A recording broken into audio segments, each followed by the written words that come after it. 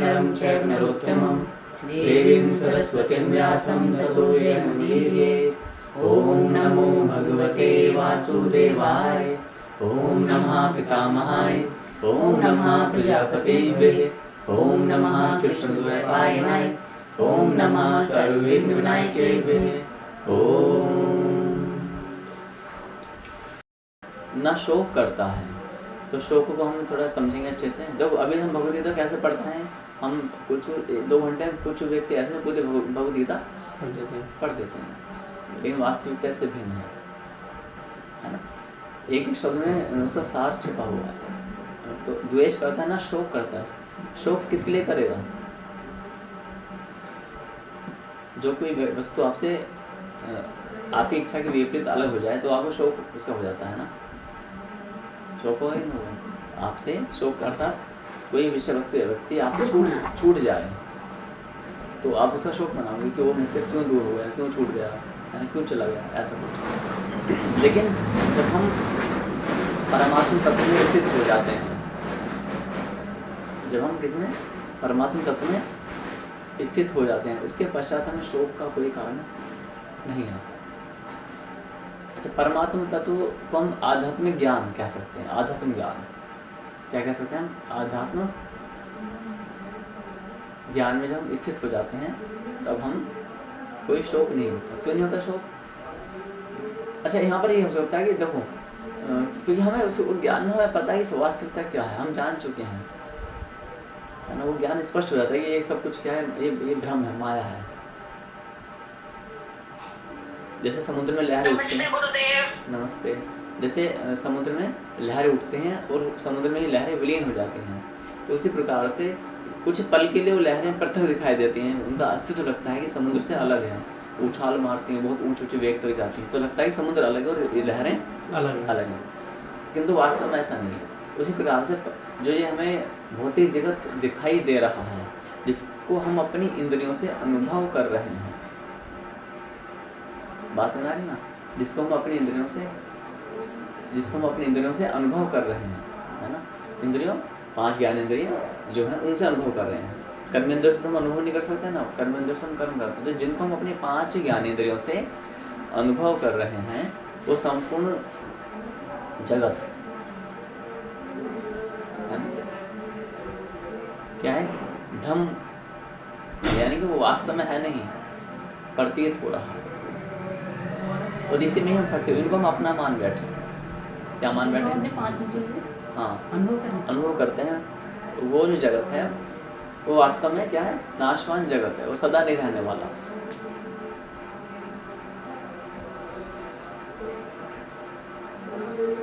लिखते रहना, जितना लिखो ना, नोट्स अच्छे होने चाहिए ना। शोक का जो हम शोक क्यों करते हैं? क्या हमसे छूट गया, क्या हमसे खो गया? जिनको हम अपनी इंद्रियों से अनुभव करते हैं वो जगत वास्तव में सदा नहीं रहता, वो अर्थात नाशवान जगत है। तो न कल था न कल रहेगा, न कल था न कल था न कल रहेगा।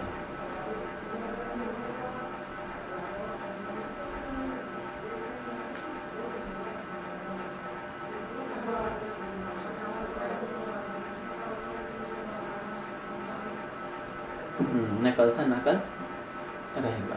लेकिन जो अच्छा, जब हम शोक का कारण क्या होता है? जब हम जो सदा रहने वाला परमपिता परमेश्वर है, जब उसकी जिस क्षण में उसकी विस्मृति होती है, उसी क्षण शोक उत्पन्न होता है। अपने इष्ट की विस्मृति ही शोक का कारण है। अपने इष्ट की विस्मृति, अपने इष्ट की विस्मृति ही क्या है? शोक का कारण बन जाता है। तो विस्मृति का अर्थ क्या है जानते हो? विस्मृति का अर्थ है कि हम उसके गुण, कर्म, लीलाओं, स्वभाव इन सबको भूल जाते हैं। विस्मृति का अर्थ यही होता है। विस्मृति का अर्थ ये नहीं होता कि आपकी और मान ली कोई व्यक्ति, किसी का कोई प्रियजन का मृत्यु हो गई और राम राम राहे राम तुमने उठा लिया, तो राम तो याद है उनको, लेकिन राम के गुण कर्म स्वभाव लीलाएं का कुछ ज्ञान नहीं है उस समय। हमने देखा है कि अनेकों शोकाकुल व्यक्ति होते हैं, शोकाकुल व्यक्ति क्या करते हैं, हे राम तुमने क्यों उठा लिया, हे भगवान तुमने क्यों उठा लिया। दोबारा बोलो तो विस्मृति के शोक का कारण क्या है? विस्मृति हम अपने अपने इष्ट की विस्मृति होने से शोक पैदा होता है। अपने इष्ट की विस्मृति ही शोक का मूल कारण है। अपने इष्ट की विस्मृति यानी कि भूलना, विस्मृति अर्थात भूलना ही हमारे दुख का मूल कारण बन जाता है। ठीक है, इसके पश्चात क्या होता है, ये विस्मृति का अर्थ क्या होता है। जब कोई शोकाकुल व्यक्ति होता है, किसी कोई परिजन मर जाता है तो रोता है, और रोते रोते क्या बोलता है, क्या बोलता है रोते रोते, हे राम तुमने उठा लिया, हे राम तुमने मेरे लाल को उठा लिया, मेरे इसको उठा लिया, मेरे पीले को उठा लिया, मेरे नीले को उठा लिया, मेरे काले को उठा लिया, बोलते हैं ना सब चीज़ें। तो राम की तो उन्हें विस्मृति नहीं हुई है, वो तो स्मरण में है।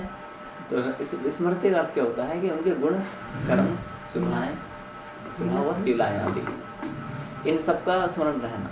क्योंकि जब गुण कर्म स्वभाव और लीला आदि याद रहेंगी तो फिर वो शोक उत्पन्न हो नहीं पाएगा। जब लीलाएं याद हैं कि अच्छा भगवान ऐसा किया, भगवान, यानी कि हम उसमें तन में हो जाएं, उसमें लीन हो जाएं शोक की अवस्था में होकर, तो शोक का मूल कारण मैंने बता दिया ये है। ठीक है, तो क्योंकि संसार भगवान की विस्मृति ही दुख का मूल कारण।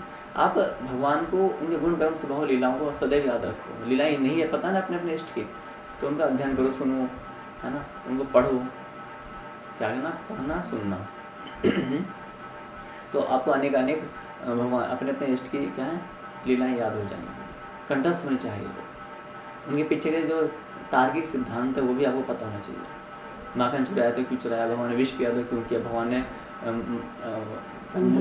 चंड मुंड की मालाएं पहनी तो क्यों, है ना, माँ भगवती ने रक्तपान किया तो क्यों किया, उसके पीछे का विज्ञान पता होना चाहिए, है ना, क्या कारण है इसका।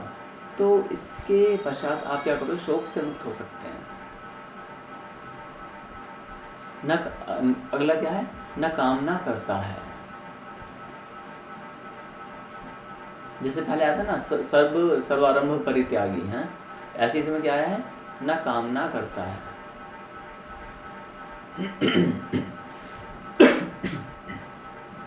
न कामना करता है, तो न कामना करता है का अर्थ क्या होगा, मतलब कि हम कोई भी कामना ना करें, और न जाने हमारी असंख्य कामनाएं अभी भी हैं, है ना। जैसे मैंने बताया अंतर्ज्ञान है कि इसको भी बाहर मत बोलना कहीं पर भी, वो समझ में नहीं आएगा, उनको कुछ पता ही नहीं चलेगा। जो सामान्य भक्त है ना, उनके वो क्या समझेंगे इसको, पहले उनको क्या है कि 90 घंटे का ज्ञान पार करें वो, है ना, जो प्राथमिक ज्ञान उसको समझे, उसके बाद ही समझे। अब हो सकता है यहाँ पर कुछ व्यक्ति ऐसे बैठे हैं जिन्होंने 90 घंटे का एग्जाम पास नहीं किया, परीक्षा पास नहीं की, लेकिन वो भी सुन रहे हैं। लेकिन क्योंकि आप दिन रात संगति में रहते हैं भक्तों की और भगवान की, तो उस कारण से आप है ना अनेकों शंकाओं का समाधान स्वतः ही हो जाता है ना। तो जाने अनजाने ज्ञान चलता रहता है। परीक्षा पास करने से कुछ नहीं है, ध्यान देना। बहुत सारे इस परीक्षा के टॉपर पे रह चुके हैं, लेकिन वो बहुत ही जीवन जी रहे हैं। इसलिए इसका क्या है, इसको आत्मसात करना। हाँ, लेकिन यदि आप पास कर ले तो परीक्षा तो उत्तम रहता है। तो जो ना कामना करता है, कामना का अर्थ क्या हो गया, हम तो कामना करते हैं, कौन कौन सी, भगवान को पाने की कामना है, भगवान को देखने की कामना है, भगवान को भोग लगाने की कामना है। सूक्ष्म रूप से देखा जाए तो कुछ व्यक्ति बोलेंगे कि नहीं, गुरुकुल गौशाला की कामना, मंदिर गुरुकुल गौशाला की कामना है, प्रेतरा की कामना है। तो कुछ व्यक्ति बोलेंगे कि नहीं ये कामनाएं तो अच्छी हैं। तो भगवान ने कहा है कि न कांक्षति, है ना। और एक श्लोक आता है, कौन सा, विहाय कामान सर्वान पुमान सत्य निष्पा निर्मम निरंकार शांति निगच्छति, भगवत गीता के दूसरे अध्याय श्लोक 71। निर्मम निरंकार शांति, यानी कि उसमें क्या बताया गया कि विहाय कामान है, जो संपूर्ण कामना का परित्याग कर दो। 2:71 संपूर्ण कामनाओं का त्याग कर दे, अर्थात कुछ भी कामना शेष न रहे।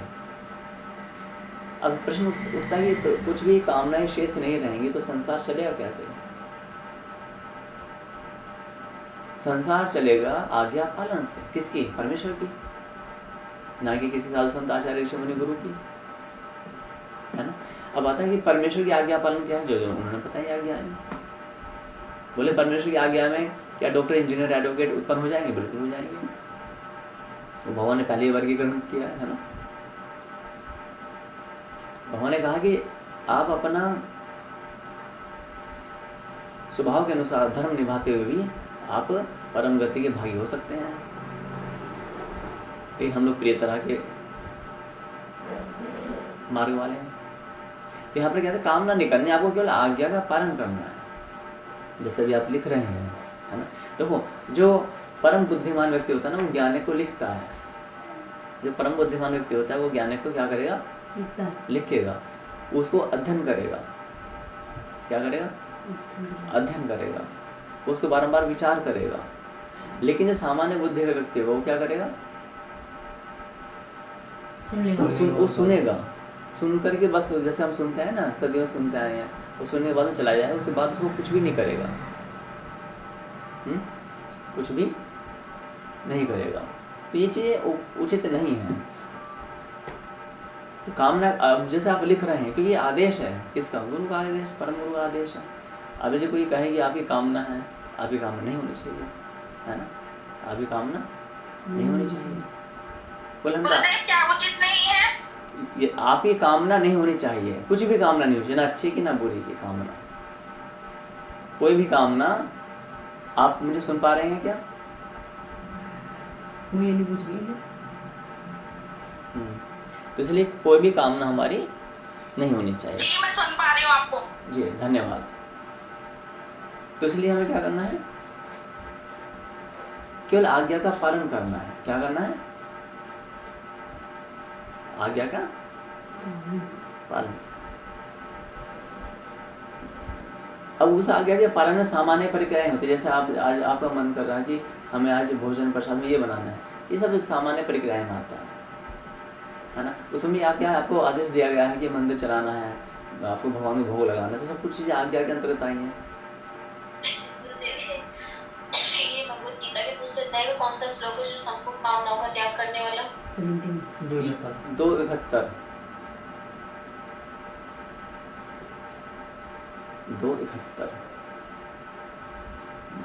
और आपने इसमें एक चीज और बताई कि संपूर्ण कामनाओं का त्याग करने के बाद संसार कैसे चलेगा, तो भगवान की आज्ञा के पालन से कैसे? जैसे कि भगवान ने बताया, देखो एक श्लोक आता है महाभारत में, बहुत अच्छा आपने प्रश्न किया है, तो मैं आपको नमन वंदन करूँगा साध्वी जी, कि भगवान ने कहा कि भारतम मानवो धर्मो वेदा सांगा चिकित्सितम आज्ञा सिद्धानि चत्वारो न हन्तव्यानि हेतुर्भि। अर्थात भारतम मानव धर्मो, जो महाभारत का, मनुस्मृति का, भारतम वेदों का और चिकित्सा शास्त्र का, है ना, जो इनकी आज्ञाओं को उल्लंघन करते हैं यानी कि, है ना, तो वो पाप के भागी होते हैं, तो पाप के भागी होते हैं। तो इसका अर्थ क्या है कि जीवन को चलाने के लिए जो भी आवश्यक चीजें हैं वो इन सब में पर्याप्त मात्रा में दी गई हैं। किस चीज का त्याग करता है? भारतम मानव धर्मो वेदा सांगा चिकित्सितम। भारतम महाभारत, मानव धर्मो मनुस्मृति, वेद, हाँ, वेदा सांगा चिकित्सा, यानी वेद अंगों सहित, वेद जो है कैसे अपने अंगों सहित वेद होने चाहिए, केवल वेद नहीं, वेद अंगों सहित, और चिकित्सा शास्त्र यानी कि जो भी आपका आयुर्वेद होता है ना, वो सब। अब मान लेते हैं कि अच्छा कि आपको विज्ञान बल का प्रयोग करना है, तो विज्ञान बल के लिए महाभारत में भी अनेकों प्रकार से उपकरण दिए गए हैं। जो ब्राह्मण वर्ग के व्यक्ति हैं वो क्या करें, अनुसंधान करें और समाज में जो भी अच्छा हो सकता है उसके लिए वो खोज करें वैज्ञानिक स्तर पर, और उनको समाज के लिए न्यौछावर कर दें अपनी योग्यताओं को। कोई औषधि यदि आपने खोजी है आयुर्वेद में, तो उसको समाज के लिए दे दें। आपने कोई सैटेलाइट बनाया, मोबाइल बनाया है, तो उसको समाज को अर्पण कर दें, है ना। किंतु होना चाहिए भगवद अर्थ, यानी भगवान के लिए होना चाहिए इनका उद्देश्य। अभी तो दुरुपयोग अधिक होता है ना, तो क्या कि संपूर्ण क्या है, कामना नहीं, फिर हुआ क्या, केवल आज्ञा पालन है। और अच्छा ये अब आज्ञा क्यों देंगे? जैसे मान लिया नहीं बैठा हूँ, अब मैंने कहा कि अमित साधु मुझे यहाँ से, मान लेते हैं कि हमारे संसार में अभी कोई उड़ने वाली स्कूटी नहीं है फिलहाल, वर्तमान में कोई उड़ने वाली स्कूटी है क्या? नहीं है। और मुझे यहाँ से, और बहुत तेज गति से होने वाली चाहिए। अमित साधु और मुझे ये मैंने अपने शिष्यों को ये बताया कि मुझे यहाँ से उड़ीसा जाना है या रामेश्वरम जाना है, तो कैसे जाएंगे? बोले ट्रेन से जाएंगे, फ्लाइट से जाएंगे, बस से जाएंगे, कार से जाएंगे। मैं नहीं, ऐसा नहीं, कुछ ऐसा हो जिससे हम कोई यहाँ पर मैं कमरे के अंदर ही बैठूँ, अपने जो मेरा ये आसन है इसके पास में कुछ ऐसा यंत्र हो, उसमें बैठूँ। अब तुम सोचो मैं क्या कह रहा हूँ, है ना? उसमें बैठूँ और अपने जो पूजा पाठ का सामान है, अपने भगवान को भी और जो भी चीज़ें अन्य जो शास्त्र आदि हैं उनको उसमें ले करके, और यहीं बैठे बैठे ही वो यंत्र जो है वो यहाँ से अपने आप से ही दरवाज़ा पार करेगा और गेट खोल देंगे, तो वहाँ से वो वायु मार्ग से सीधे उड़ीसा पहुँचा देगा। 1 घंटे के अंदर अंदर में उड़ीसा जाना है या कन्याकुमारी जाना है, 1 घंटे के अंदर। और वहाँ पर आकर के और उसका कुछ ऐसा हो जिसमें ना मुझे मैं चाहूँ कि हवा का भी आनंद ले सकूँ, वायु का, तो वायु का भी थोड़ा सा खड़ी के बोले वायु भी अंदर जा रही है ना, वो प्रेशर वाली जो वायु होता है ना उसका आभास हो जाए हम उड़ रहे हैं, ठीक है। और दूसरा है कि मुझे बंद करना तो बंद करो, वो हवा पानी बरसात में भी सुरक्षित चल सके। ऐसा नहीं कि अभी मौसम खराब हो गया तो अभी नहीं चलेगा। तो मैंने क्या किया, अपनी आवश्यकता बता दी ना। तो अभी ये क्या है, ठीक है मैंने बता दिया, कारण क्या है कि हम और मैं वहाँ पर बैठ करके अपनी सेवाओं को भी सुचारू रूप से ऑनलाइन क्लासेज ले सकूँ, ताकि भगवान की मैं बात हो, यानी कि जो हम प्रदर्शन करते हैं ऑनलाइन हमारे आ सके और नेटवर्क की कोई इशू ना हो। अब जो वैज्ञानिक बुद्धि वाले व्यक्ति होंगे वो सोचेंगे या सामान्य बुद्धि वाले सोचेंगे इस विषय पर? सामान्य वाले तो बस परिक्रमा ही करते रहेंगे, है ना। तो इस पर क्या हुआ, ये आपके गुरु ने एक आपको वे बता दिया, रोड मैप तैयार कर दिया। अब आने वाली जो वंश होगा, आने वाली जो पीढ़ियाँ होंगी उस पर सोचेंगे अरे भाई ये तो अभी 200 वर्ष हो गए, ये वाली चीज़ बन नहीं सकती, चलो देखते हैं हम बनाएंगे। तो इससे क्या अनुसंधान होगा और विश्व क्या होगा, विकास की ओर बढ़ता चला जाएगा। कोई समस्या नहीं है ना इसमें, है ना। अच्छा, अभी तक ऐसा कोई यंत्र है उपस्थित? वर्तमान में 1 घंटे के अंदर पहुँचाने का यंत्र नहीं, लेकिन मेरे कमरे में ही बैठा हो यंत्र। कमरे में नहीं है ना, एक फिल्मों में हम कर सकते हैं, फिल्मों में तो दिखाते हैं कि वैसे ऐसा हाथ लगा वो दूसरे तो लेकिन जो मैंने बताया क्या विज्ञान बल को ये प्रोत्साहित करता है, नहीं करता क्या? तो इस प्रकार से संसार चलेगा ना। डोरेमोन में हाँ सुनिए, अब आगे पढ़ेंगे यह। अच्छा, लेकिन उसका प्रयोजन क्या होना चाहिए कि हमें सत्संग के लिए, हमें कथा के लिए, भगवत हरि कीर्तन के लिए कहाँ जाना है, उड़ीसा जाना है। अब उसका प्रयोग तो सामने वाले व्यक्ति कैसे कर सकता है, हम तो अपना उद्देश्य बता रहे हैं। यह जो शुभाशुभ परित्यागी, देखो पिछले श्लोक में बताया था सर्वारंभ परित्यागी, और इसमें क्या बता रहे हैं, शुभाशुभ परित्यागी, जो शुभ और अशुभ संपूर्ण कर्मों का त्यागी है। और पहले क्या बताया था, जो सब आरंभों का त्यागी है। और अब क्या बता रहे हैं, शुभ और अशुभ, ना तो शुभ कर्म करे और ना अशुभ कर्म करे, ना पाप करे ना पुण्य करे, ना धर्म करे ना अधर्म करे।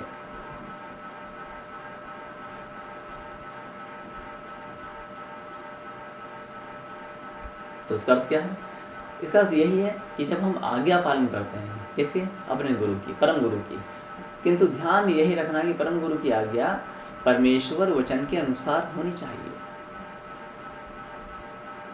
किसके अनुसार होनी चाहिए? हाँ, मुख्य सिद्धांत परमेश्वर वचन के अनुसार होने चाहिए। वो लिखित में हो कहीं ना कहीं, भगवान के वचन। आप अपने परम गुरु से मांगो कि कहाँ लिखा है, मुझे बताओ भगवान की वाणी में कहाँ लिखा है, भगवान ने कहाँ कहा। उसमें अनुमान या तुक्का ये सब नहीं होना चाहिए।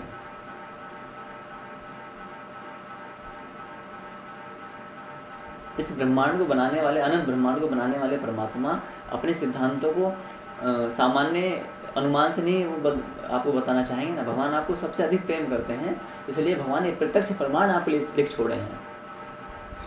लेकिन हम भ्रमवश क्या करते हैं, हम उन प्रत्यक्ष प्रमाणों को महत्व नहीं देते हैं, क्योंकि हमारी भौतिक कामनाएं हैं।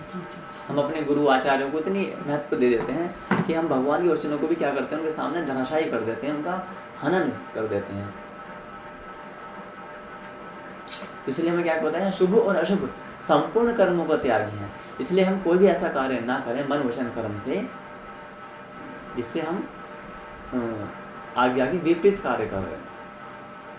यदि हम आज्ञा के विपरीत कार्य करते हैं तब क्या होता है, हम योग भ्रष्ट हो सकते हैं। क्या हो सकते हैं? योग भ्रष्ट। मतलब योग भ्रष्ट का अर्थ होता है जिसने एक बार भी भगवान की शरणागति स्वीकार कर ली है, एक बार के लिए भी, एक बार के लिए भी अर्थात जिसने एक बार भी जीवन में अपने माथे पर शाश्वत तिलक लगा लिया है, जो शास्त्र सम्मत है, शास्त्र में प्रमाण दिए हुए हैं कि माथे पर गीला चंदन लगाना चाहिए, लिखा है या नहीं लिखा है ना, स्पष्ट प्रमाण है नहाने के बाद, स्नान के पश्चात, ठीक है। त्रिकुंड आदि लगाना चाहिए, जो लिखा हुआ है। ऐसा नहीं किसी ने बालों पे तिलक लगा रखा, किसी ने गले पे लगा रखा, किसी ने कान पे लगा रखा, किसी ने नाक पे लगा रखा है। ये सब जो अनुचित अविधि पूर्वक कर्म ये नहीं करने हैं। तो यदि किसी व्यक्ति ने एक बार भी शाश्वत तिलक लगाया हुआ है, माला धारण की हुई है नाभि तक, अर्थात बाहर गले में जो लंबी है ना, वो गले में बंध नहीं लगा ना, बंधन नहीं, गले में टाइट करके वो माला पहनते हैं, तो उससे वो सब नहीं है ना, वो सब तो वो व्यर्थ है, उसको कोई विशेष लाभ नहीं है। ऐसा पहले पूर्व में कभी किसी ने नहीं पहनी ऐसी मालाएं, गले में कंठ तक वो पूरा, उसे कंठी बोलते हैं। ऐसा कभी कोई प्रमाण हमारे शास्त्रों में नहीं आया कि किसी साधु संत ऋषि मुनि वैष्णव ने या शाक्त ने शैव ने कोई भी ऐसी माला धारण की हो। तो इसलिए कहाँ तक माला धारण करनी है, वो बड़ी माला होनी चाहिए, वो आपके बाहर होनी चाहिए, स्पष्ट दिखाई दे, ऐसी माला को धारण कर लेता है एक बार भी जीवन में। और कोई व्यक्ति यदि एक बार भी भगवान के जो अपने पवित्र नाम है, भगवान ने जो किसी ने दीक्षा लेकर के यदि उन मंत्रों को जाप किया हुआ है ना, यहाँ तक कि दीक्षा है, बिना दीक्षा के भी किया हुआ है, ये हो गया। और संध्या किसी ने एक बार भी की है सुबह शाम की आकाश की लालिमा में, तो भी वो योग भ्रष्ट तो होगा, लेकिन 31 नील नरक जो हैं उनसे बच जाएगा, सदा के लिए बच जाएगा। योग भ्रष्ट का अर्थ क्या हुआ? योग भ्रष्ट का अर्थ होता है कि यदि किसी ने एक बार भी निर्धन तप किया जीवन में, नहीं शाश्वत तिलक माला मंत्र जाप संध्या की है, निर्धन तप है उसमें थोड़ा अलग हो जाता है, स्पष्ट वो भी एक्सप्लेन कर दिया इसको। क्या है? शाश्वत तिलक माला, हाँ माला जप संध्या, ये 4 कर्म किए हैं, है ना। और अपन भगवान के लिए, इष्ट के लिए भावपूर्वक किए हैं। कैसे किए हैं?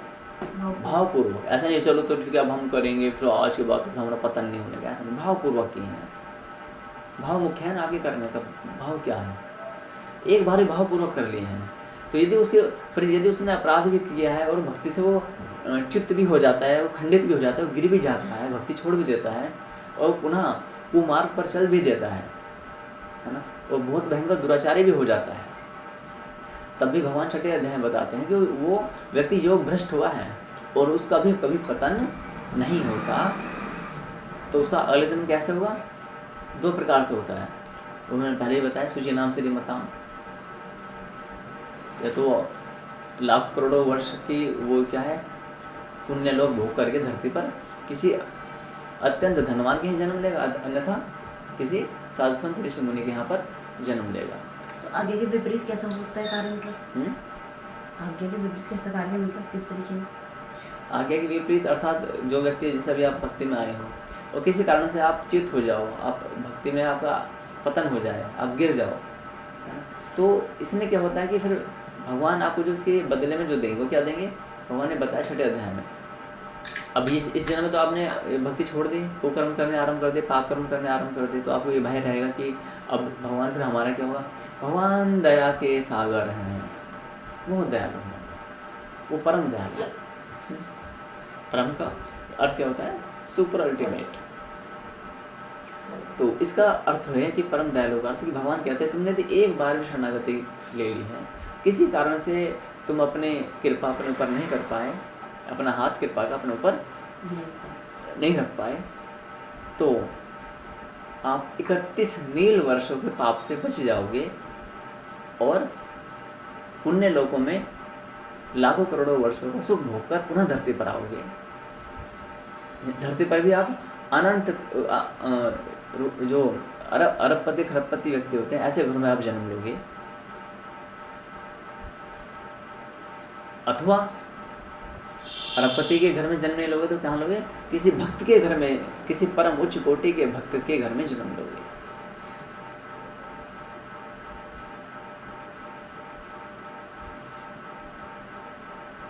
तो यहाँ पर क्या बताया है? तो भगवान की कृपा है कि शुभाशुभ परित्यागी, कि हमें कोई शुभ और अशुभ नहीं करना, हमें क्या करना? केवल आज्ञा का पालन करना। यदि हम आज्ञा का पालन करने से वंचित हो जाते हैं, किसी को डर हो सकता है ना, आपको भी डर होगा कि गुरुजी यदि हम परम गुरु यदि हम अभी गिर जाए भक्ति में तो क्या होगा। चिंता नहीं करनी, भगवान बहुत दयालु हैं। लेकिन आपको एक नुकसान, एक जो हानि है वो हो गई। वो एक हानि क्या हुई है कि जो अनंत काल के लिए आप भगवान के धाम जा सकते थे उस अवसर से आप वंचित हो गए और पुनः आप एक बार पुनर्जन्म के चक्र में फंस गए। ये आप में से कुछ व्यक्ति ये कामना कर सकते हैं, अच्छे तो अब तो हमारे पतन तो होने का, नरक से तो हम बच गए ना, लेकिन इसकी क्या गारंटी है कि जब अगला जन्म आपका भक्ति भाव का होगा तब भी आप भक्ति से नहीं भटकोगे। आप समझ रहे हैं मेरी बात? जैसे आप इस बार भटक गए तो ये भी तो संभव है कि अगली बार फिर भटक जाओ, फिर आप पुण्य लोग भोगोगे, फिर किसी सूचनाम श्रीमताम में कहीं जन्म लोगे, दोनों में से किसी एक घर में, है ना। हालांकि ये बताया भगवान ने कि जो साधु संतों के यहाँ पर जो जन्म होता है वो सुदुर्लभ होता है। जैसे कि आपने बताया कि मनोवचन कर्म से भी कोई ऐसा कार्य न हो जो आगे के विपरीत हो। किसकी? शास्त्रों की? शास्त्र की आज्ञा से भी, शास्त्र की आज्ञा से विपरीत ना हो। हाँ, निश्चित रूप से। इसमें लिखा है कि लहसुन प्याज नहीं खाना चाहिए, ऐसा थोड़ी लिखा है उसमें? नहीं लिखा होगा लहसुन प्याज नहीं खाना चाहिए। हाँ तो फिर हमने खा लिया तो बाहर जाके तो इसमें अभी तो आपको उसमें संयमित जीवन जीना, इसमें क्या बोलना, उसमें संयमित जीवन जीना। कैसे जीवन जीना? लहसुन प्याज आप खा रहे हो, है ना, तो लहसुन प्याज खाओगे तो आपके अंदर क्या होगा, काम क्रोध लोभ ये बढ़ेगा। आपको किसी ने कुछ बोल दिया, मान लिया जैसे आपके ये वस्त्र है, कोई नया वस्त्र पहन के आया तो आप है ना पुराने, आप तुरंत क्या करोगे, आपकी बुद्धि चल जाएगी। लहसुन प्याज का प्रभाव है क्या है, आप वो मुझे भी नया वस्त्र चाहिए, और आप क्या करोगे उस वस्त्र को लाने के लिए दिन रात पशु की तरह क्या करोगे, परिश्रम करोगे। करते हैं किसी व्यक्ति को आईफोन चाहिए होता है तो आईफोन के लिए क्या करेगा, वो मूर्खों की तरह लगा रहेगा, मुझे ये चाहिए, मुझे ये चाहिए, मुझे ये चाहिए, किसी का मूर्खों की तरह। तो मुझे यदि लहसुन प्याज बाहर जाके खा ले तो हम योग भ्रष्ट हो जाएंगे? योग भ्रष्ट संभावना हुई ना, कि धीरे धीरे आपकी बुद्धि कैसे हो जाएगी, बार बार खाने की ये होगी ना, वो स्वाद कहीं ना कहीं आएगा। तो आप संयमित जीवन नहीं जी रहे हैं।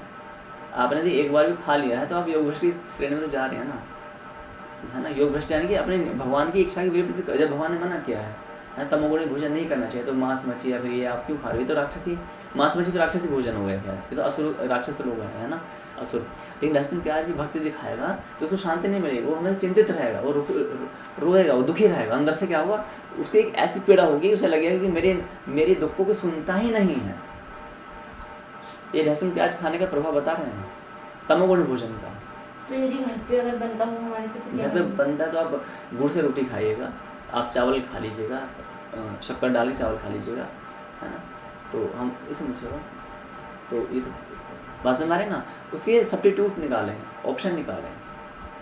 मान लेते हैं आप कहीं जा रहे हो, मांस मच्छी खाने के, तो क्या मांस मच्छी खाएंगे, है ना, नहीं तो नहीं खाएंगे। उसी प्रकार से हमें क्या करना है, हम देखो यहाँ पर वो आपको लिखे ना, ये लिखा 31 मिनट, कितने सारे जीरो है, गिन लो, इतने वर्षों तक के लिए हम क्या करते हैं, नर्क की। अच्छा मान लेते हैं आप सूची नाम श्रीमताम में आप आगे गए, आपने 10 करोड़ वर्षों का पुण्य भोगा, ऊपर धरती पर आए। मान लेते हैं आपके साधु संत यहाँ पर जन्म ले लिए, लेकिन इसकी क्या गारंटी है कि आपका मन पूर्ण रूप से भक्ति में लग ही जाएगा। जैसे इस बार आप भटक गए तो हो सकता है अगली बार फिर भटक जाओ। साधु संत के घर में जन्म लेने से हमारा ये क्लियर क्वेश्चन होता है कि हम इस जन्म में फिर भक्ति में लग जाएंगे। हाँ वही, बस इतना भगवान ने एक वातावरण दे दिया कि आप साधु संतों के बच्चे भी कई बार पापी निकलते हैं। क्योंकि अब हम देखते हैं कि जो पुरोहित हैं, घर में पूजा पाठ करने आते हैं, तो उनके बच्चे भी क्या करते हैं कि वो जगह जगह जाके अंडा मांस मच्छी वगैरह खा रहे हैं बाहर जाकर के खूब। तो सुन, इसका क्या होता है, इसलिए शुभ परिता, इसलिए यही जीवन हम। अच्छा दूसरी एक बात और समझना, हम कहते हैं 11 पीढ़ियाँ आपकी पार लग जाएंगी। आप जीवन के किसी भाग में यदि आप योग भ्रष्ट हो गए तो आपकी 11 पीढ़ियाँ तो आप पर विश्वास करके बैठी थी। जो हमारे पितृगण हैं वो हम पे विश्वास करके बैठे थे कि अब हमारा कोई भक्त आ रहा है, उनको विश्वास नहीं है। तो आपके माता पिता, दादा दादी या चाचा मामा ताऊ, उनको कोई तुमसे लेने देना नहीं है। लेकिन भगवान कृपा करते हैं, उनको लेने, वो तो तुमको पागल घोषित करते होंगे, ये तो पागल है ना। लेकिन आपकी तो एक ये भाव था कि मेरे माता पिता इन सबको उद्धार हो जाएगा, है ना। इसलिए हम बोलते हैं कि अपने माता पिता को भी अपने ऊपर आश्रित मत करना कि आपकी बुद्धि कब आपको धोखा दे दे, कुछ नहीं पता। अभी तो आप, है ना, अभी तो आप भक्ति में लगे हुए हो, ना जाने किस मोड़ पे। चलिए अपने परिवार वालों को भी बाय हुक बाय कुक, साम दान भेद, है, इन 3 प्रकार से आपको उनको भक्ति में लगाना ही चाहिए। लगाना ही शब्द लगाया है, ही चाहिए, है ना। बाय हुक किसी प्रकार से लगाओ, ये आपका कर्तव्य बनता है। तो इसलिए शुभाशुभ संपूर्ण कर्मों का परित्यागी जो है वह भक्ति युक्त पुरुष मुझको प्रिय है। यानी ना तो हम शुभ कर रहे हैं ना हम अशुभ कर रहे हैं, हम कोई पाप पुण्य नहीं कर रहे हैं। तो जैसे गुरुदेव कहीं भी मांस मच्छी मिलती है ना, तो वहाँ पर हम लोग भोजन नहीं करते हैं, ऐसा वाला सादा ले लेते हैं। तो अगर तो लहसुन प्याज को ऐसे इतनी इंपॉर्टेंस नहीं देती कि मतलब अगर लहसुन प्याज का होता है तो खा लेते हैं। नहीं, लहसुन प्याज हम आप देखो ना, सुनो, आप साधु संतों आप मुझे देखिएगा, तो मैं गृहस्थ में रहते हुए भी कि ऐसा मेरा जीवन है ना, और अपने इष्ट से कोई कॉम्प्रोमाइज़ नहीं है।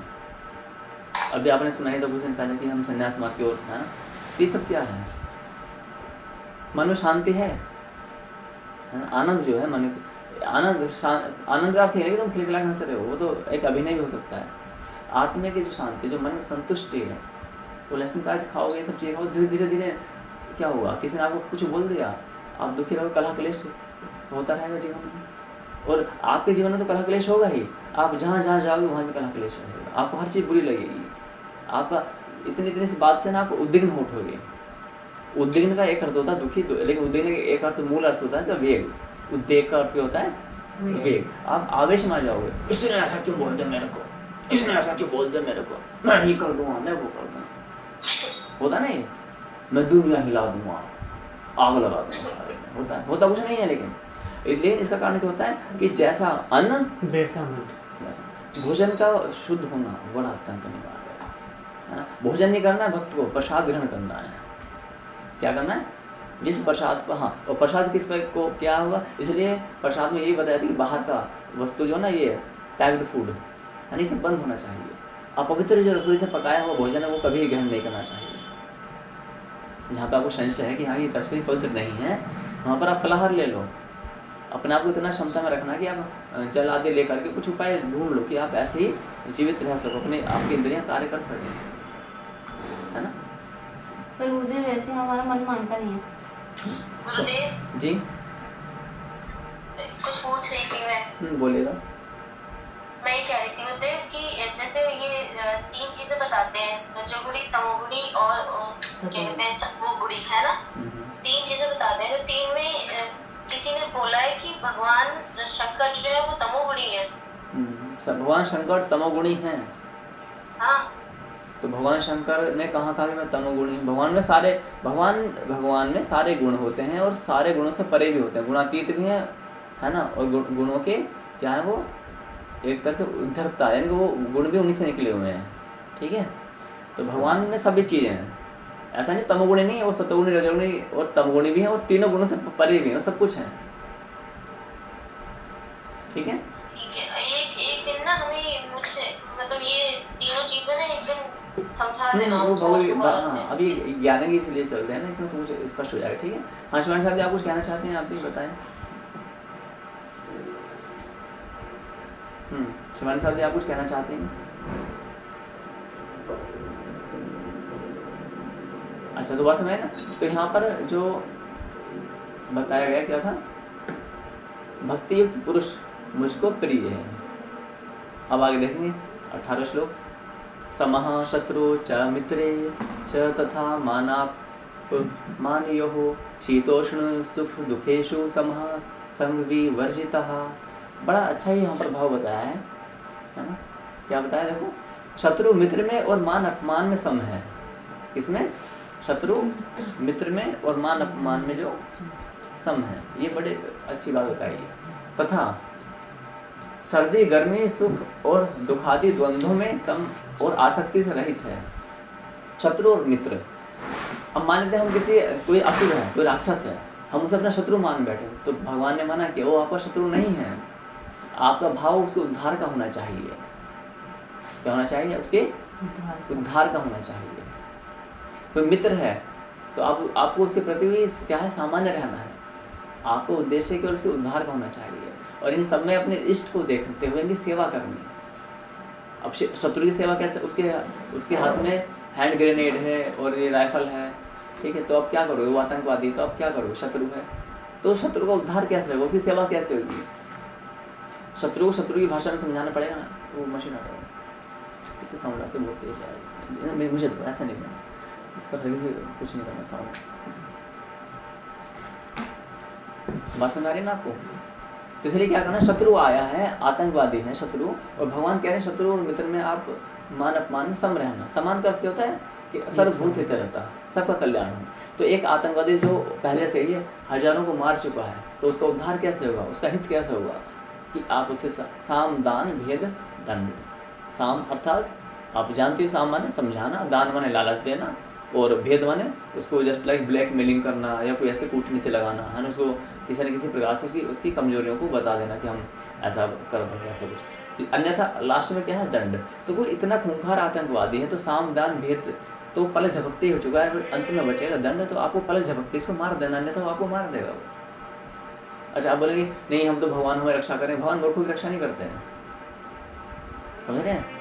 इसी श्लोक का दुरुपयोग हो रहा है, शत्रु मित्र में लोग मना करते हैं ना, जैसे अब कई जगह हम जाते हैं तो मच्छर कीड़े वगैरह मारने को मना करते हैं। देखो कई जगह मच्छर कीड़े, आपको ऐसा नहीं मच्छर कीड़े को मारने के लिए आपको जन्म नहीं हो तो आप नहीं मच्छर के पीछे भागोगे मच्छर मारना। गाँव में जैसे हमारे पास हमारे काट रहे हैं, सुनिए मैं बता दूँ, ठीक है समझिए। तो इसमें क्या होता है कि यदि मच्छर है, कोई हिंसक कीड़ा मकोड़ा है जो आपके जीवन के लिए क्या है, हानिकारक है, कुछ भी हो सकता है, वो शरीर के अंदर ही पनपने वाले बैक्टीरियाज भी ऐसे होते हैं। तो वहाँ पर क्या है कि आपको मन से क्या करना है, प्रार्थना करनी है कि साम दान की हे जीवात्मा आप यहाँ से प्रस्थान करें, है ना, मन से भाव रखना चाहिए। अब मान लेते हैं आप अनायास से आपको मच्छर ने काटा और आपने ऐसा कुछ सोचा ही नहीं, बात करना मर गया मच्छर, आपने ना सोचा ना कि आप भाग जाए मच्छर, कुछ नहीं है ना, सडनली आपके चला गया, आप नींद में सो रहे हैं। तो ये अनायास प्रक्रियाएँ हैं, इनमें कोई दोष नहीं लगता है ना। लेकिन यदि आप अनायास एकदम से, हाँ एकदम अचानक से होने वाली प्रक्रियाएं हैं, इसमें आपको कोई दोष नहीं लगता है। लेकिन हाँ, यदि आपने ऐसा किया कि बहुत सारे मच्छर हैं बाहर कहीं और आप उनको अनावश्यक रूप से मार रहे हैं कि मैं आज इन मच्छरों को छोड़ूंगा नहीं, मैं इनको मार दूंगा, रैकेट लेके, हाँ रैकेट लेकर के मारते हैं ना, तो ऐसे रैकेट लेकर मारना पाप है। आप कुछ ऐसी औषधि या कुछ ऐसी चीज़ लगाएं ताकि वो आए ना, है ना।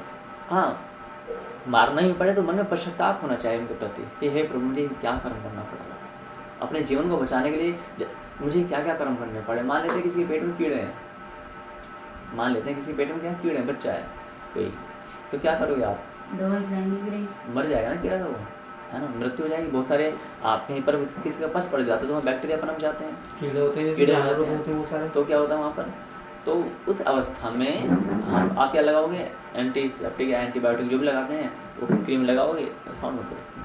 तो वहाँ पर क्या होगा, इस प्रकार से वहाँ पर उन कीड़ों को मार देते। लेकिन आपका भाव क्या था, कीड़ों को मारना नहीं था, अपितु सुरक्षा थी, सुरक्षा के अंतर्गत वो मारा गया है ना। तो आपका भाव बड़ा, लेकिन और आपके पास अन्य कोई विकल्प भी नहीं था, ठीक है, तो उसमें कोई पाप नहीं लगेगा। इसलिए अब देखते हैं यहाँ पर क्या बताया आगे, शत्रु और मित्र में मान अपमान में, मतलब यदि हमने मच्छरों को संक्षिप्त दो जब बोलो ना तो परिभाषित करे, संक्षेप में बोलना है ताकि मैं समझाऊँ तो उतने राम लगाना। हाँ बोलो, अपनी बातों को शॉर्टकट में बताना। मतलब अगर यदि हमने मच्छरों को जानबूझ के मारा तो क्या पाप लगे? हाँ पाप लगे, क्यों मारा भाई मच्छर को? क्या पाप लग सकता है? उसके अंदर जीवन है ना, आपको जीवन को लेने का अधिकार नहीं है ना। वो तो अपने कर्मों को फल भोग रहा है। नहीं, मैं ये कह रही हूँ कि क्या पाप लग सकता है। अभी तो ईश्वर डिसाइड करेंगे, उन्होंने ऐसा नहीं बताया है ना। उन्होंने ऐसा कि किसी मच्छर को पाप मारने क्या पाप लगेगा। हाँ, लेकिन आप हिंसा में आ गए हो, अपने आप हिंसा प्रेमी, वो अहिंसा परमो धर्म बताया गया ना, जहाँ पर जो आपके जो मानव जो भी आपके जीवन के लिए आवश्यक है वो आप कर सकते हैं, लेकिन उसमें भी हिंसा नहीं करनी पड़ रही है। तो इसमें आपने बताया अहिंसा परमो धर्म, ठीक है, अहिंसा परमो धर्म, अहिंसा के आगे धर्म के लिए, रक्षा के लिए तो हम हिंसा भी कर सकते हैं। हाँ, और जैसे उसमें आगे भी लिखा हुआ है ना, वो आगे अगले श्लोक में आ जाता है। हाँ ठीक है, बताते हैं। तो इसमें क्या बताया गया कि शत्रु और मित्र में, वो तो मैंने पहले ही बता दिया ना कि धर्म की रक्षा के लिए आपको देखो, हम धर्म की रक्षा भगवान कर रहे हैं। कौन कर रहे हैं? भगवान। अब कई जगह लोग कहते हैं कि भगवान अगर रक्षा कर रहे हैं तो भगवान ही आके बचाएंगे ना। बताते हैं। तो भगवान रक्षा कैसे करते हैं? जैसे शाश्वत का जो ये प्राकट्य हुआ है ना, तो ये भगवान की कृपा से और ये रक्षा के लिए हुआ है। गीता का जो परम प्रमाणिक ज्ञान है वो यहाँ दिया जा रहा है। जैसे बताया शत्रु और मित्र में, शत्रु का अर्थ क्या है? जो मानव जाति के लिए हानिकारक, जो भक्तों को प्रताड़ित करने के लिए आया है, जो भक्तों के अस्तित्व को मिटाना चाहता है ना, ऐसा व्यक्ति जो परमात्मा के जो भक्त हैं, उनके उपासक हैं, चाहे वो तमोगुणी, चाहे फिर रजोगुणी, चाहे सतोगुणी, कैसे भी क्यों ना हो, उनको वो बलपूर्वक मारना चाहता है, प्रताड़ित। तो ऐसे पुण्य आत्मा, ऐसे उसको भी महान आत्मा है, कोई बात नहीं। तो उन पर दया करनी है और उनको तुरंत ही तत्क्षण उनके प्राण ले लेने चाहिए ताकि वो आगे पाप ना कर सकें। तो ये भाव है। दूसरा ये है कि लेकिन उससे पहले आपको साम समझाना है, दान लालच देना है कि वो मान जाए प्रभु जाप, और अंत में क्या साम दान भेद।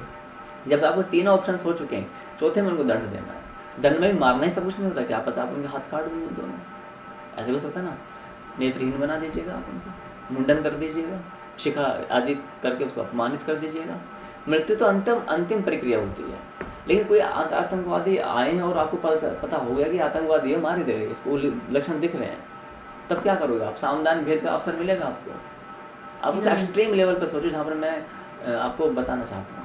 उस टाइम पर क्या है, और आपके पास में कोई साधन है, यंत्र है, कोई व्यक्ति गन लेके खड़ा हुआ है, हाँ, अब हम उनके जाके पहले सामदान भेद ये कैसे? इतने तो अगर आप कोई व्यक्ति आपको बंदूक ताने खड़ा है कंपटी पर और आप साम प्रभु जी मान जाए, इतने तो आपको मार देगा वो। जिससे सिर में खून सवार हुआ वो उसने कह दिया कि मैं तो धन लेने के लिए आया, ना मुझे मारना है बस, है ना, मुझे क्या करना, मारना है, मारने के लिए आया हूँ, पर क्यों मारना है ये नहीं पता, मारना है। और मैंने 50 व्यक्ति के पीछे मार के आया हूँ, अपनी गली में देख लो पीछे लाशें पीछे पड़ी हैं, ठीक, और मार भी रहा है वो। जैसे युद्ध की स्थिति में, तो युद्ध के स्थान में युद्ध हुआ, युद्ध भी नहीं है तो ये कलयुग में ऐसी धारणाएं चलती हैं कि यहाँ पर निहत्थे को मारा जाता है। तो उसमें आप अपनी सुरक्षा के लिए आपको करना ही चाहिए, करना है ना। तो अपने शरीर को इतना स्वस्थ रखना चाहिए, अपनी योग की क्रियाएं ऐसे करनी चाहिए कि आप उस अवस्था में निर्णय ले सकें। कायरता की तरह नहीं कि भगवान आएंगे, भगवान मूर्खों का और क्लेबियमों का कभी साथ नहीं देते हैं। क्लेबियम मतलब जो न स्त्री न पुरुष, ठीक है। तो यहाँ पर क्या बताया, शत्रु और मित्र में मान अपमान में, अगला विषय क्या है बड़ा महत्वपूर्ण, मान अपमान। ओहो मेरा अपमान कर दिया, मुझे ना आपको सबके सामने नहीं कहना चाहिए था, आप अकेले में कह देते कोई समस्या नहीं, सबके सामने तो नहीं कहना चाहिए था ना।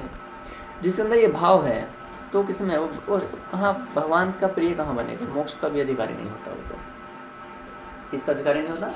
मोक्ष का भी अधिकारी नहीं होता। मान अपमान, किसका मान किसका अपमान? किसी ने तुम्हारा अपमान कर दिया, जिसने अपमान कर दिया क्या उसमें तुम आपके इष्ट नहीं है क्या? उसमें आपके भगवान नहीं है? आपके मन में ये भाव ही क्यों आ गया? यदि आपके मन में ये भाव आया है तो इसका अर्थ क्या हुआ? इसका अर्थ ये है कि आपने उसमें अन्य को देखा, आपने अपने इष्ट को नहीं देखा है। आपके लिए भी भगवान की भक्ति में हर पूरा संसार क्या है, ये भगवदमय बन जाता है। भगवदमय कौन सा में? भगवदमय संसार, प्रत्येक में मेरा ईश्वर विराजमान है। तो कौन विषय, बल्कि आपको होना ये शायद जिसने आपको अपमान किया है तो आपके भगवान जिस स्तर पर आप भक्ति में इस समय हो, क्या समझिए मेरे भगवान लीला कर रहे हैं। क्या आना चाहिए? मेरे भगवान लीला कर रहे हैं, है ना, भगवदमय संसार है ये। अच्छा यदि यही है तो फिर जब यदि कोई आतंकवादी आया है तो आप क्यों नहीं सोच पा रहे कि भगवान लीला कर रहे हैं?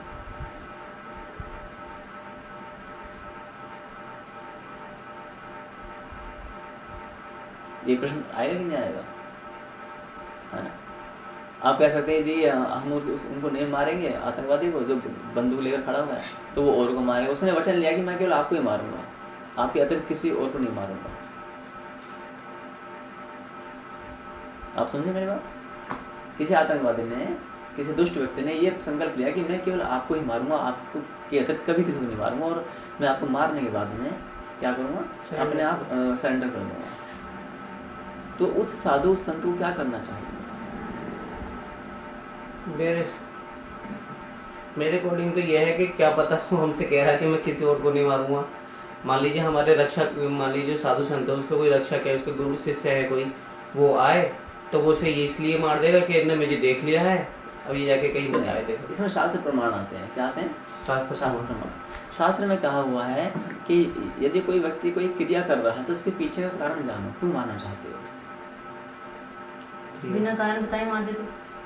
हाँ वही उसी पर आ रहा हूँ ना मैं। अब वो नहीं, बड़ा विनम्र आतंकवादी है, मान लेते हैं, है ना, उसने हमारे ज्ञान ने सुन लिया, वो इसका तोड़ निकालना चाहता है ना। वो बोला अच्छा तो हम और को नहीं मारेंगे, हम केवल किसे मारेंगे? एक साधु को मारेंगे, और साधु कौन? मुख्य है ना। आप ये जानो कि तो यहाँ पर मान लेते हैं मोदी जी, किसको? या मोदी जी नहीं, योगी जी की बात करते हैं। अब कोई आतंकवादी आया कि मैं योगी जी को मारना चाहता हूँ, तो योगी जो क्या करना चाहिए? क्या आप बोले कि हाँ भगवान ने कहा कि शत्रु और मित्र में और मान अपमान में सब में समान है ना, तो मैं तो कोई बात नहीं, ठीक है आप मार दीजिएगा। नहीं, यहाँ पर उनको प्रत्येक कार्य के होने के पीछे का जो कारण है वो जानना आवश्यक है। यदि वो कारण सर्वभूत हितैषिता के अंतर्गत आता है तो किसी भी साधु संत को प्राण त्याग कर देना चाहिए स्वेच्छा से कि प्रभु जी ठीक है आप क्या मारो, मैं अपना भी प्राण त्याग देता हूँ। आप क्या मारोगे, मैं अपना भी प्राण त्याग देता हूँ, क्योंकि उनका उद्देश्य उससे महान है। लक्ष्य क्या है? किस लक्ष्य यहाँ पर विशेष रूप से अपने बड़ा लेना, लक्ष्य क्या है? आप क्यों मुझे मारना चाहते हो? पालगर हत्याकांड में देखा ना आपने, उसको मार दिया, उसके पीछे कारण क्या था? वैर भाव।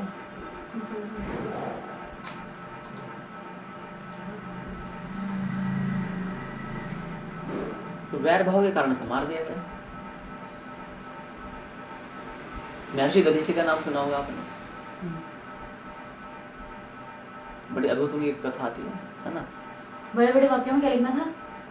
बड़े बड़े वर्ड्स में क्या लिखना था? लक्ष्य क्या है? मारने के पीछे का लक्ष्य क्या है? लक्ष्य तो पता होना चाहिए ना। आपको मारा जा रहा है तो ये जानने का तो आपका अधिकार बनता है क्यों मार रहे हो आप, है ना। किसी को यदि मृत्युदंड भी दिया जाता है तो वो भी जानता है कि हाँ हमें क्यों मारा जा रहा है ना। तो ये आपका कर्तव्य बनता है, प्रभु जी आप मारना चाहते हैं, इसके पीछे कारण क्या है? आपको लगता है कि उचित कारण है तो ठीक है, बोले आप मत मारिए, हम अपना भी प्राण त्याग देंगे। और कारण अगर अनुचित है तो उसको ही मार तो पल झपकते फिर उसको साम दान भेद और दंड। आपको लगता है साम या दान या भेद की कहीं संभावना नहीं है तो जो भी दंड दे दिए। दंड भी फिर आपको, दंड में भी विधान है कई बार कि आपको मुंडन करना है, आपको उसका मुख काला करना है, हाथ पैर काटने हैं, आंखें तोड़नी है, या फिर उसको अंग जीभ काटनी है, फिर उसको प्राणी निकाल देना है, नहीं जो भी ठीक है। आप समझ रहे ना, वो तो देखा जाए कैसे कैसे, लेकिन आपको दंड देते समय भी क्या अंदर से एक गिलानी होनी चाहिए। और ये गिलानी कब होनी चाहिए? जब हम उसे मार दें। नहीं, यदि आप सामान्य भक्त हैं, किंतु यदि आप प्रेतरा हैं तो आप उदासीन होने चाहिए। न सुख न दुख, अंतर स्पष्ट है, ठीक है। तो मान अपमान में आज अब हम बात करते हैं मान अपमान में। जैसे मान लेते हैं कि उदाहरण के लिए मैं बैठा हूँ और आप आए, आपने सबको पानी दे दिया पर मुझे नहीं दिया, तो मुझे लगा कि बताओ हम तो गुरु जी हैं, हम तो परम गुरु जी हैं, हम ये हैं। ये परम गुरु जी ये एक उपाधि है जो हमारे गुरुओं ने हमें प्रदान की है, सम्मान के योग्य है ना। किंतु हम वास्तव में क्या हैं? हम आपके सेवक हैं। गुरु क्या शिष्य सेवक ही तो है, सेवक है ना। तो एक सेवक भला ये भाव क्यों आया कि मेरा अपमान कर दिया? हाँ, लेकिन शिष्य को उद्धार के लिए ये मर्यादा बतानी पड़ेगी आपकी, ऐसा नहीं करना चाहिए। माता पिता बैठे हैं, आपने सबको जल दिया तो माता पिता को नहीं दिया, तो माता पिता ऐसा नहीं प्यासे ही रह जाएंगे, किंतु मर्यादाएं भंग होती हैं, अव्यवस्थाएं उत्पन्न होती है मर्यादा से, है ना। किंतु मनुष्य के मन में ये कभी नहीं आना चाहिए मेरा अपमान कर दिया। मन में आ भी गया ना मेरे अपमान की अपेक्षा ये आना चाहिए कि तुम्हारा मार्ग का जो उद्धार का मार्ग वो अवरुद्ध हो रहा है। क्या आना चाहिए कि ये आपके मार्ग का जो उद्धार का जो मार्ग है वो अवरुद्ध हो रहा है। क्या हो रहा है? वो अवरुद्ध हो रहा है। यदि आप नमस्कार नहीं करते हो, अपने माता पिता का सम्मान नहीं करते हो, तो क्या हुआ, है ना। अपने गुरुजनों का सम्मान नहीं करते हो या फिर उनसे अपशब्द बोलते हो, कठोर वाणी में। देखो, माता पिता और गुरु, इनसे अपशब्द और कठोर वाणी और असभ्यता से जो बोलने वाले व्यक्ति होते हैं वो जीवन के प्रत्येक भाग में क्या रहेंगे? दुखी रहेंगे। क्या रहेंगे? सदैव दुखी रहेंगे। कारण क्या है? अब चाहे कितना ही परिश्रम करें, कुछ भी करें, कितना भी क्यों, उनके मन में क्या रहेगी? कुंठा रहेगी, असंतुष्ट रहेगी, एक अलग सा ही भाव रहेगा कि इसने मेरे को धोखा दे दिया, ये मेरा अपना नहीं है। ये वो पीछे ना पागल कुत्ता देखना, कभी किसी को काटता है, कभी किसी को करता है। तो जो माता पिता और गुरुजन का अपमान करने वाला, या उनको दुखी करने वाला, असभ्य या कठोर बोलने वाला जो भी व्यक्ति होता है, उसकी स्थिति जीवन में कुछ ऐसी होती है जैसे पागल कुत्ते को भोजन तो मिलता है जीवन जीने लायक, लेकिन वो कभी किसी को बिना किसी कारण काटता, खुद दुखी रहता है वो, और एक दिन क्या होता है, इसी अवस्था में मृत्यु प्राप्त भी हो जाता है। तो मान अपमान में सम का अर्थ क्या होगा, इसकी आपको ठंड लग रही है ना, आपको ठंड लग रही है, क्या लग रही है, बहुत अधिक ठंड लग रही है। और मान लेते हैं कि आपके पास में 2 कंबल हैं, आपको ठंड दब रही है अच्छी, और एक व्यक्ति के पास थोड़ा कंबल ठीक नहीं है, आपने उसको अपना कंबल दे दिया, अब ठंड लग रही है। तो अब एक व्यक्ति और भी आया, वो रोगी अवस्था में है, आपने उसको अपना दूसरा कंबल भी दे दिया, ठंड तो आपको लग रही है, लेकिन मन में एक आनंद होना चाहिए, मन में क्या होना चाहिए, आनंद, कि ठंड तो लगी लेकिन नहीं, आपका जीवन सुरक्षित है, मुझे अच्छा लगता है, भले ही आप सुख हुए बैठे हैं, है ना। ये सम का अर्थ हुआ। इसी प्रकार से कि सामने वाले को जब सुख देते हो तो उसमें अपने सुख का भास करना। मान अपमान में, और क्या, गर्मी और सर्दी, गर्मी और सुख दुखादि द्वंद्व में सम है ना। अच्छा, अब सर्दी पड़ रही है बहुत अधिक, तो इसका अर्थ नहीं कि आपको जैकेट या ब्लैंकेट नहीं लेने हैं, लेने तो हैं, किंतु किसी कारण से आपके पास में है ही नहीं, है ना, किसी ने आपको ले लिया, तो आपको ना सर्दी लगी तो आप कहाँ पाओगे, वो तो स्वाभाविक प्रक्रियाएं हैं। हृदय में ये भाव नहीं आना चाहिए कि मुझे ठंड लग रही थी, बताओ अब हम नहीं जाएंगे वहाँ पर सेवा करने के लिए, मुझे इतनी गर्मी लग रही थी, बताओ अब हम नहीं जाएंगे, ये क्या बकवास है, ये कोई जीवन है कि नर्क वाला जीवन है। समान रहना है, क्या रहना है, समान रहना है। आप उनको देखो कि जो भारतीय सेना होती है वो लगभग 40 डिग्री टेम्परेचर में वो जैसलमेर में क्या करती है, 30 किलो की वर्दी पहन कर वहीं सेवा करती है वहाँ, और रेत वाली धूल चलती है वहाँ पर, रेत वाली धूल, वहाँ कोई एसी पंखा कूलर नहीं होता है, जो टेम्परेचर में तो रहते हैं। हाँ, तो आप उनको देखो ना वो भी तो सेवा कर रहे हैं। तो हम कैसे भगवान की सेवा की कि थोड़ी धूप हुई और हम जैसे विहार सेवा में गए वैसे हम तिल मिला गए, अरे है ना। भगवान आपके प्रसन्न मुख को दिखना चाहते हैं। यदि भगवान की सेवा में आप प्रसन्नता दिखाते हैं, है ना, एक उत्साह दिखाते हैं, एक एक्साइटमेंट दिखाते हैं, तो वास्तव में वो भगवान की प्रसन्नता होती है। वाह, मेरा भक्त कितना अच्छा, देखो कितनी तेज धूप में ये मेरी सेवा के लिए दौड़ा जा रहा है, और वो उत्तेजित कर रहा है, करो सेवा, करो सेवा, करो सेवा। और एक दूसरा कारण क्या होता है, इतनी धूप में नहीं, अभी नहीं करेंगे सेवा, थोड़ा बाद में कर लेंगे, बाद में नहीं करेंगे, थोड़ा अब कर लेंगे, है ना, किसी प्रकार की सेवा हो सकती है वो। लेकिन जो भगवान के प्रिय तरह भक्त होते हैं वो अपने आप ही नहीं करते सेवा, बल्कि और को भी प्रेरित करते हैं। क्या करते हैं, प्रेरित। और सामान्य भक्त होते हैं स्वयं सेवा करते हैं, प्रेरित नहीं करते हैं। और जो भक्त ही नहीं होते हैं वो क्या करेंगे, वो सामने वाले की सेवा में भी अड़चन डाल देते हैं, कुछ ऐसा वातावरण तैयार करेंगे कि वो सेवाएं अवरुद्ध हो जाती हैं। तो भगवान ने इसलिए कहा कि जो ऐसे बरसात या सर्दी का भी इसमें लिखा होगा, सर्दी है, बहुत तेज बर्फ पड़ रही है कहीं, है ना, तो हम क्या बोलेंगे, अरे अब सेवा नहीं कर रहे हैं, है ना। जैसे हम प्रयागराज गए तो ठंडी के दिन थे ना, यदि हमारे अंदर ये भाव आता तो संभवतः हम प्रयागराज कभी ना जाते। कोई बाइक से 600-700 किलोमीटर जाना, है ना, जबकि हमने तो आज तक इतनी लंबी राइडिंग कभी की नहीं, और इतना कम से कम 50-60 किलो का सामान तो बांधा हुआ था उसमें, इतना तो हुआ ना, 30-40 किलो का। हाँ, वो सब जो तो होता हमारा शिफ्ट टेंट वगैरह सब बांधा हुआ था, है ना। तो ये सब चीज़ें, तो इसलिए ये हमें अपने आप को आत्ममंथन करना है कि कहीं हमारे मन में ये भाव तो नहीं आ रहा कि सर्दी के कारण से हम रुक जाएँ। क्या अब सर्दी, गर्मी, बरसात में इतनी शक्ति है कि भगवान के भक्तों को रोक सके, वो नहीं रोक सकते। एक मजदूर जो ठेले वाला होता है, आपको देखो कैसी गर्मी में काम करता है ना, करता नहीं क्या काम। सुनीता विलियम्स का नाम सुना होगा, वो अभी अंतरिक्ष में रहकर आई है, वो तो 8-10 दिन के लिए थे, और पता नहीं साल भर के लगभग वो रहकर आए हैं, 8-10 महीनों, वो उनका वहीं पे कुछ प्रॉब्लम हुई थी, और अब एक लड़की और जा रही है जो आगे वो प्राण त्याग रहे। तो इसका अर्थ क्या है कि जो ठेले वाले देखो, आप जो एग्जाम्पल जो आपके सामने में दे रहा हूँ, है ना, वो मई जून के दोपहर में भी क्या लगाते हैं, फ्री लगाते हैं, आइसक्रीम बेचता है। तो ये सामान्य जो भौतिकवादी मनुष्य हैं, ये चंद पैसे कमाने के लिए कितना कष्ट झेलते हैं, और हम भगवान के अनंत ब्रह्मांड को बनाने वाले परमपिता परमेश्वर के सेवक हैं, और उस परमेश्वर के सेवक होने के बाद हल्की सी सर्दी, गर्मी और बरसात से हम तिल मिला गए। कारण क्या है, हमने अपने शरीर को बहुत ही कोमल बनाया हो, जो कि उचित नहीं है। योगी क्रियाएं करके विपरीत परिस्थिति में, कई मई जून का महीना ना, कई बार क्या करो, तपस्या कैसे होती है। आपने देखा कि ऋषि मुनि साधुवंत है ना, गुफाओं में जाकर तपस्या करते हैं, पंचाग्नि का धुआं जला करके। आप तपस्या कैसे कर सकते हो, मई जून के महीने में पंखा बंद कर दो, 3 घंटे में मंत्र जाप करना, पसीना आएगा, है ना। प्रातः काल की बेला में 3 बजे उठ करके ठंड में, मई जून में, क्या जनवरी फरवरी में ठंडे पानी में नहाना है। शरीर की क्या स्टेमिना बढ़ेगा, नहीं बढ़ेगा, धीरे धीरे वो परिपक्व हो जाएगा ना। ये शरीर आपके हाथ में, इसके इसे ऐसा बनाना कि सेवा में ये बढ़े। 6 किलोमीटर की आप दौड़ लगाने का संकल्प लेंगे तो 3 किलोमीटर भी आप दौड़े तो आप आराम से 5-6 किलोमीटर डेली चल सकते हैं। पानी की मात्रा आप अधिक पिएंगे तो शरीर में ऊर्जा बनी रहेगी। तो शरीर हमारा जो भगवान की भक्ति के लिए सुदृढ़ होना चाहिए, ना कि भौतिक जगत में दिखाने के लिए कि मेरा मुखड़ा कैसा है, मेरी मसल्स कैसी, ये सब नहीं। तो क्या बता रहे हैं, गर्मी और सुख दुखादि द्वंद्वों में, द्वंद्व का अर्थ होता है जहाँ पर दो चीज़ें होती हैं, दो चीज़ें क्या होती हैं, द्वंद्व। जहाँ दो चीज़ें होती हैं तो द्वंद्व बोलते हैं। ये करूँ या ना करूँ, ये करूँ या ना, हमारे मन में उलझन रहती है ना, क्या रहता है हमारे मन में, उलझन, कि हम ये करें या वो करें, हम ये करें। निश्चित रूप से एक ही मार्ग होना चाहिए आपके लिए, लक्ष्य प्रियतः, और कुछ नहीं। उसमें भी अनेकों विभाग होते हैं। मान लेते हैं कि आज हमें बिहार से हमें जाना है कि नहीं जाना है ना, हम जैसे डिसाइड नहीं हो पाता बिहार से कहीं जाना है नहीं जाना, तुरंत डिसाइड होना चाहिए। भंडारा होना है कि नहीं होना, तो निर्णय तत्क्षण स्पष्ट होना चाहिए। उसके तर्क वितर्क पहले कर लीजिएगा आप, उसके जो गुण दोष हैं वो पहले लगा लीजिएगा, है ना।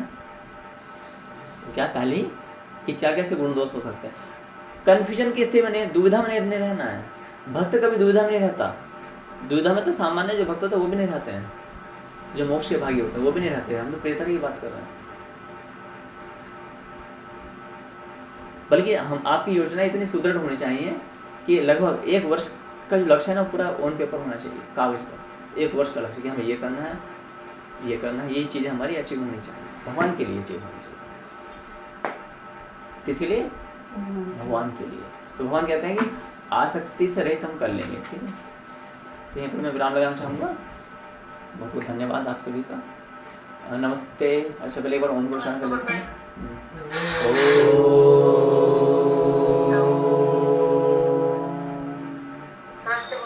नमस्ते संसाधी, नमस्ते संसाधी, नमस्ते मसाधी, नमस्ते साधु। ये नोट्स जो है ना हमें भेज देना, व्हाट्सएप कर देना। नमस्ते।